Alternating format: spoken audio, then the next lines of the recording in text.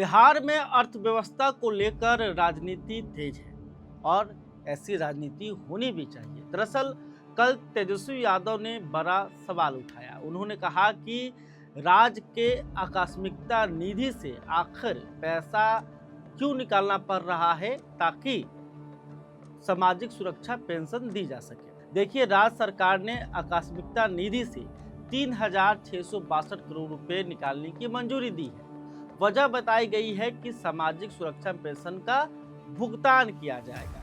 लेकिन इसी बीच दैनिक भास्कर की एक रिपोर्ट ने सरकार के विकास के दावों की धज्जियां उड़ा दी है और तेजस्वी यादव के सवालों को और मजबूत कर दिया है। भले ही बिहार के डिप्टी सीएम विजेंद्र प्रसाद यादव, जो कि वित्त मंत्री भी हैं, वो तेजस्वी यादव के आरोपों को सिरे से खारिज कर रहे हों, लेकिन ये जब रिपोर्ट सामने आई है उसके बाद कई सवाल उठने लगे हैं। पर उससे पहले आपको हम बताते हैं कि आखिर क्या है 3,662 करोड़ का मामला।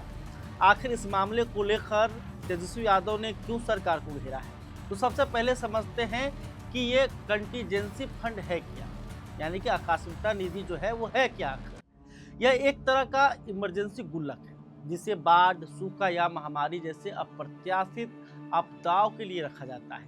नियम के अनुसार जब विधानसभा सत्र नहीं चल रहा होता है और पैसों की तत्काल जरूरत होती है, तब इसका इस्तेमाल किया जाता है।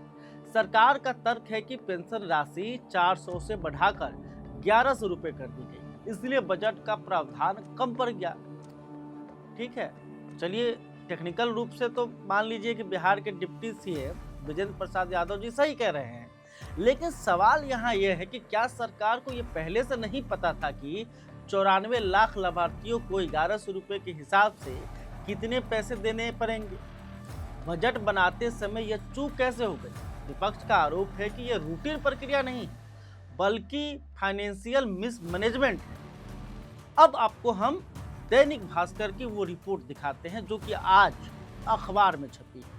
इस महालेखाकार यानी कि सीएजी की रिपोर्ट को देखिएगा, जिसके आधार पर दैनिक भास्कर ने अपनी रिपोर्ट तैयार की है। तो ये जो आंकड़े हैं वो चौंकाने वाले हैं। बिहार सरकार ने पुल, सड़क जैसे बुनियादी ढांचे पर खर्च में 38% तक की कटौती की। चुनावों के चलते सरकार ने इंफ्रास्ट्रक्चर से पैसा निकालकर सब्सिडी वाली लोक लुभावन योजनाओं पर 64% अधिक पैसा लुटाया है। पूंजीगत व्यय जो कि 2024-25 में लक्ष्य का 125% के आसपास था, वो 2025 और 26 में गिरकर मात्र 87% के आसपास रह गया है। इसका मतलब साफ है कि सरकार ने दीर्घकालीन विकास जैसे कि पुल, अस्पताल, स्कूल को छोड़कर सब्सिडी पर खजाना खोल दिया है। वित्तीय वर्ष 2025-26 के फरवरी और मार्च में तो सरकार ने जरूरी खर्चों को छोड़कर बाकी सभी भुगतानों पर रोक लगा दी थी, जिसको लेकर खूब बवाल भी हुआ था।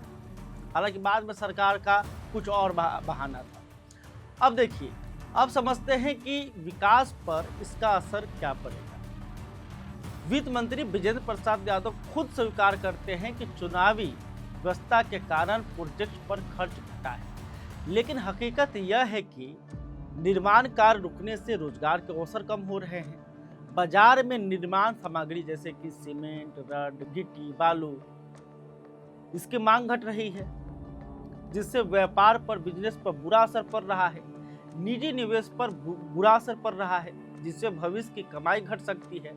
तेजस्वी यादव और विपक्ष का यही कहना है कि सरकार छत टपकने पर महल बनाने की बात कर रही है, जबकि बुनियादी ढांचे की बजट में हिस्सेदारी पिछले 3 सालों में सबसे कम हो गई है। अब बड़ा सवाल है कि क्या सच में हम यानी कि बिहार दिवालियापन की तरफ बढ़ रहे हैं। तो तकनीकी रूप से सरकार इसे बजटीय उपबंध की प्रक्रिया कहती है, लेकिन आंकड़े कुछ और कहानी सुना रहे हैं। विकास का पैसा सब्सिडी में शिफ्ट करना राजनीति के लिए तो फायदेमंद हो सकता है, लेकिन अर्थव्यवस्था के लिए यह खतरनाक संकेत है। सरकार का यह स्वीकार करना कि इसे ठीक किया जाएगा, यह साबित करता है कि कहीं ना कहीं प्लानिंग में भारी चूक हुई है। देखिए, बिहार के बुजुर्गों को और जरूरतमंदों को पेंशन मिलनी चाहिए, इसमें कोई दो राय नहीं है, लेकिन क्या उस पेंशन के लिए विकास का बजट कुर्बान करना सही है? क्या चुनाव की राजनीति बिहार के भविष्य से बड़ी हो गई है? इस पर अपनी राय जरूर कमेंट करके बताइएगा और वीडियो को लाइक कीजिएगा। अगर पसंद आया है तो शेयर भी कर लीजिए ताकि यह सच जनता तक पहुंचे, और हमारे चैनल को सब्सक्राइब करना नहीं मत भूलिएगा। मैं हूं परमवीर सिंह, देखते रहिए खबर पॉइंट।